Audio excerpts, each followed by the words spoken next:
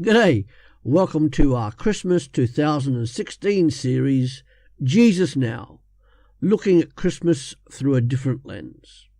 Instead of using the normal lens of expectancy, we are looking through the lens of the consequences of Jesus' birth. The birth of Jesus Christ is the most celebrated around the world. The celebrations transcend cultures, peoples, and languages. The celebrations are also just as diverse. Of course, most people stop with Jesus being a baby and continue no further with him. Jesus Christ is the most unique person in history. Jesus Christ is also the most divisive person to be found at any time and anywhere.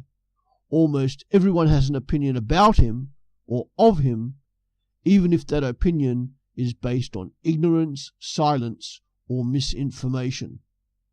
As Christians, we believe that Jesus' birth was the culmination of thousands of years of God telling the world that he was coming. From the time of the fall, when people showed active rebellion and disobedience towards God in Genesis 3, God was planning the time when he would step into human history as a Saviour or Messiah. Christians believe that Jesus Christ is this Messiah. Throughout the Old Testament, we see that the birth, life, and mission of this Messiah is the aim and focus of attention. We see it in the stories of people like Abraham and Moses. We see it in the nation of Israel, which was to be God's light to all the nations. We see it in the Israelite sacrificial system and the law. We see it in the covenants. We see it during the time of the judges and the kings. We especially see it through the prophets. The whole of the Old Testament is joined together because it all speaks about this coming Messiah or Saviour. The people of Israel at the time of Jesus were expecting a conquering and mighty king. This king would be their Saviour, their Messiah. He would rescue them, particularly from the Romans. But instead, this Messiah or Saviour has a normal human upbringing, starting as every other human being does, as a baby. This Messiah, this baby, who was both 100% human and 100% divine, grew in wisdom and stature. This baby was born in order that he would die on a cross some 33 years later. He did not die for his own sins, but for the sins of the entire world, all past, present, and future sins.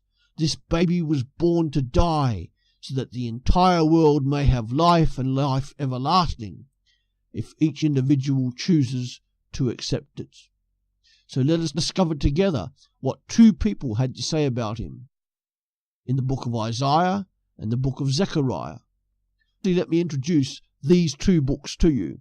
Firstly, Isaiah. The author is self-identified as Isaiah, and his name means the Lord saves. Isaiah wrote around the same time as Amos, Hosea, and Micah. He started about 740 BC, and it was during this time that Israel was declining as a power, and that the Assyrian Empire was rapidly expanding. In his writings, Isaiah reveals a great deal regarding God's judgment on sin and also salvation from sin, initiated by God. Key verses for Isaiah are chapter 9, verses 6 to 7.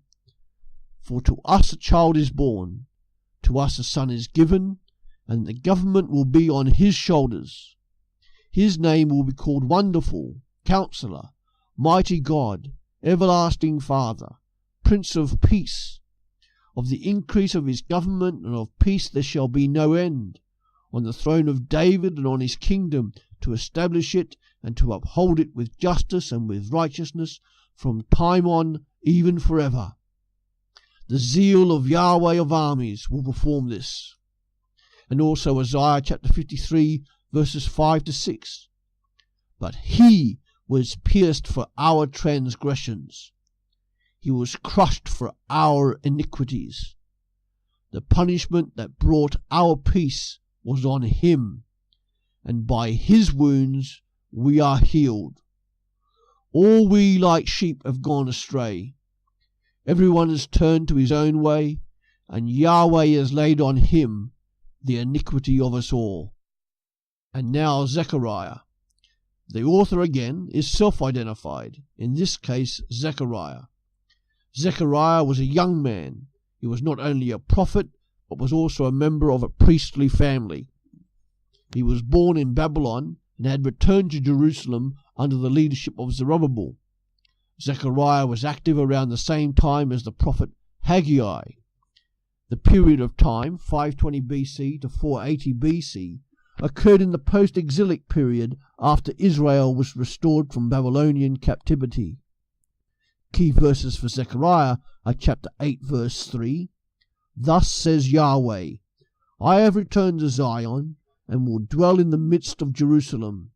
Jerusalem shall be called the city of truth, and the mountain of Yahweh of armies, the holy mountain. And Zechariah 9 verse 9. Rejoice greatly, daughter of Zion. Shout, daughter of Jerusalem. Behold, your king comes to you. He is righteous and having salvation, lowly and riding on a donkey, even on a colt, the foal of a donkey. That's it for today. Tomorrow is Christmas Day, and we will look at the birth of this Messiah, the birth of Jesus Christ. But for that, you'll have to come back. See you later.